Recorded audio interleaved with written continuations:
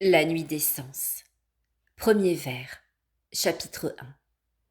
On commence à parler des imperfections, des commençants. L'âme commence à entrer dans cette nuit profonde quand Dieu l'élève au-dessus de l'état de ceux qui débutent, c'est-à-dire de ceux qui se servent encore de la méditation dans la voie spirituelle. Dieu la met peu à peu dans l'état de ceux qui sont avancés, c'est-à-dire celui des contemplatifs, afin de la mener ainsi à l'état des parfaits, qui est celui où l'âme s'unit à Dieu. Aussi, afin de mieux expliquer et montrer ce qu'est la nuit par laquelle l'âme passe et pour quel motif elle y est mise par Dieu, il convient tout d'abord de parler rapidement ici de quelques imperfections des commençants, et cet exposé, si bref qu'il soit, ne manquera pas de leur être utile. Ils comprendront par là quelle est l'infériorité de l'état où ils sont. Ils se stimuleront et désireront que Dieu les introduise dans cette nuit où l'âme se fortifie par l'exercice des vertus et goûte les délices inestimables de l'amour de Dieu. Mais bien que nous nous arrêtions un peu à cet exposé, nous ne le ferons que dans la mesure qui est nécessaire, car nous avons hâte de traiter de la nuit obscure.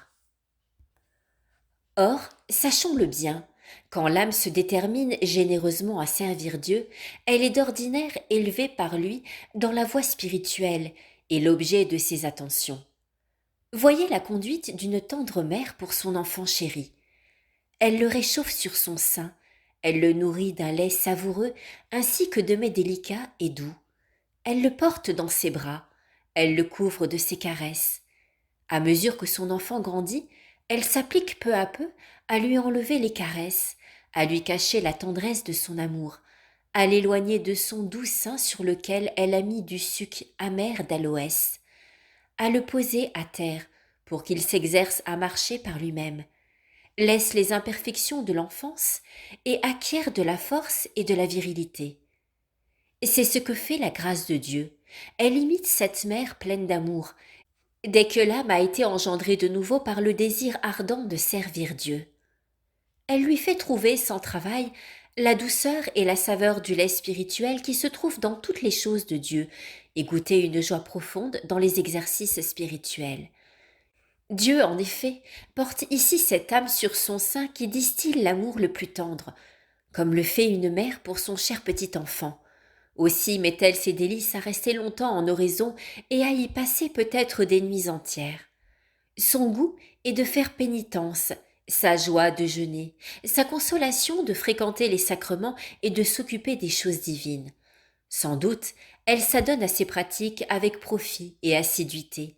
Elle en profite et s'en sert avec le plus grand soin.